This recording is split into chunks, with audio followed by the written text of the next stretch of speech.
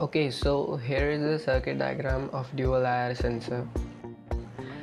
To detect the object we have IR receiver, but to do so first we have to transmit the light using IR transmitter with a current limiting resistor. When this light will fall on the IR receiver, current will flow through it. More the light falls, more will be the current and vice versa.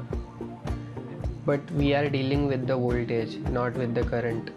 To convert the current into voltage, a 10 kilo ohm resistor is connected, and this voltage will be compared with the reference voltage from the pot, and let's assume that it is 2.5 volt.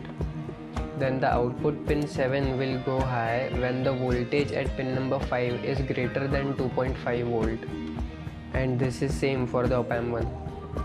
Next I gathered all the required components and started soldering. When I made half the connections, I think that there is no meaning to connect both IR transmitter and receiver at the same place if two objects needs to be detected. Instead, two different IR sensors will be better.